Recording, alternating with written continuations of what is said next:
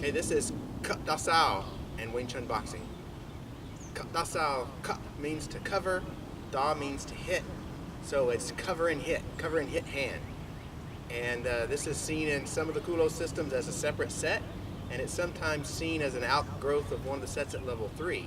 At level 3 there's a set called Jiji Komkyu, which goes like this. So you can see it's a big motion, strike low, cover, strike over the top.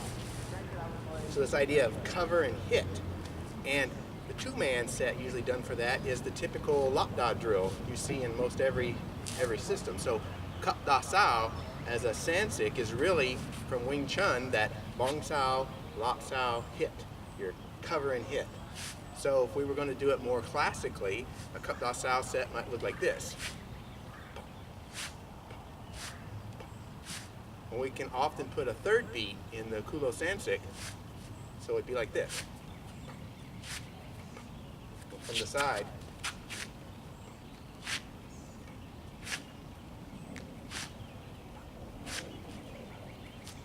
Now, from the Yip Man second form, or Chumkyu form, everybody knows the walking section with Bong Sau.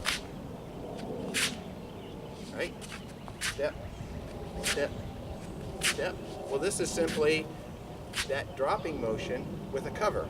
Instead of just dropping, it's cover and hit, Cup Da Sau. So you can do it with footwork. Hit, hit, hit, hit, hit. And then I could add the third beat.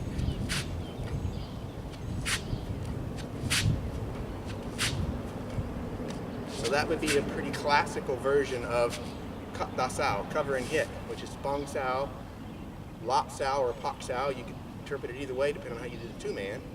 And then this hit flips over the top. It's a guak choi, a hanging punch or a dropping punch. Boom, rather than a pull back and punch straight.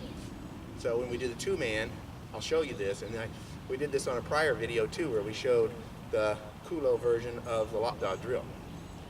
Now, the way we adapt this to Wing Chun Boxing, as I've talked before, a Bong Sau and 52 blocks is skull and crossbones is the same thing.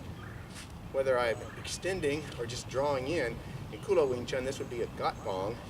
This is just skull and crossbones for 52 blocks. So if I wanted to do this the same way, I'd be covering here and then hitting over the top. But like in our last set, instead of hitting with my back knuckle, which may damage my hand, I'm just going to turn it into a hammer fist, which is a little more conducive to fast boxing patterns and fits with that Eki striking pattern, which I showed on a prior video.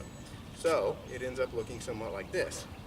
Cover, hit, cover, hit, and I can pivot back and forth. Pow! And there's my grabbing the other guy's arm, Pak Sau, Lap Sau, it could be either one. Once I've defended, and I'm striking over the top. Boom! Boom! Boom! Boom! Boom! Boom! And then when we add a third strike in Wing Chun boxing context, it's usually with the opposite hand. So it becomes skull and crossbones, cover, hit, hit. Right? Skull and crossbones, cover, hit, hit.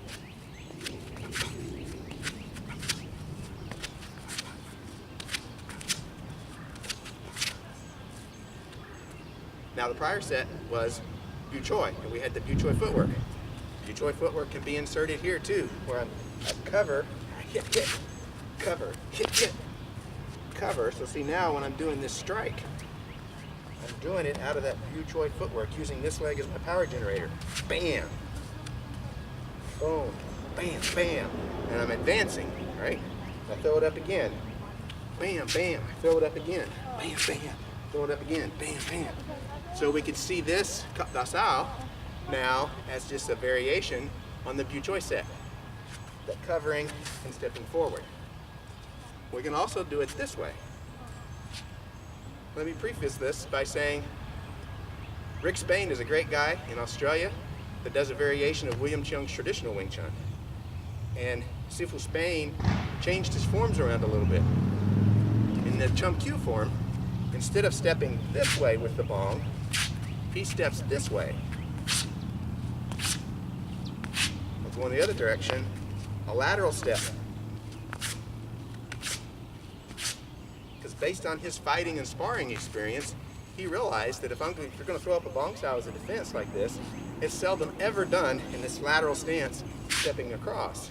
In his experience, extensive experience, it showed up much more commonly that something's coming at you and you step away from it as you Bong Sau to deflect it. And that's exactly how 52 blocks uses skull and crossbones. You won't necessarily just stand there every time. It's much more efficient. You're standing, you see a punch coming, you step laterally, and you deflect it and make an opening. So for the Cup Da Sau set, we practice it with that kind of footwork as well.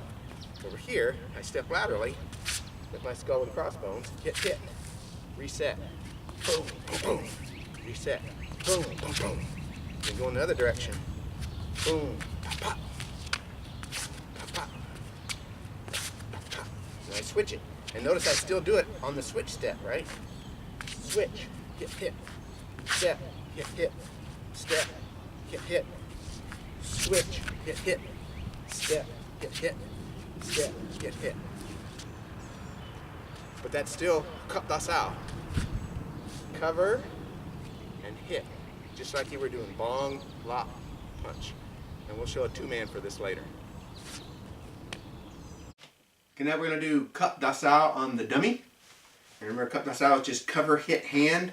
So classical version would be something like this. Here's my Bong Sau, here's my Lop Sau. I'd cover, hit.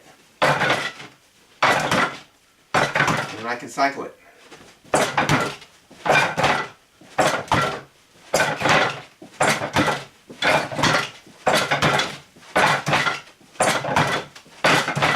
How we did classical Cup Da Sau from Kulo Wing Chun. Now this would also be a legitimate interpretation of Cup Da Sau. So instead of doing Lop Sau as my cover, I could have been Bong on this side and done Pop Sau as my cover. Boom! So I could do it this way.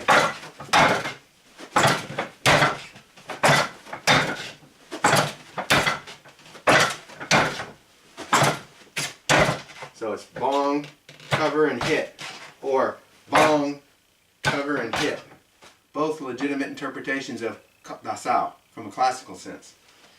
From a Wing Chun Boxing sense, standing square in front of my dummy in my boxing stance, and the punch is coming, I step out with my Bong Sau or my skull and crossbones, and then here's my cover, and I'm going to go hit.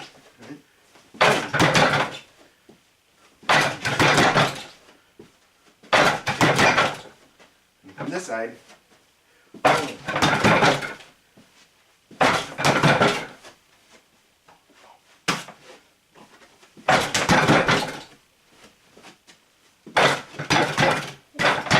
and go from there, right?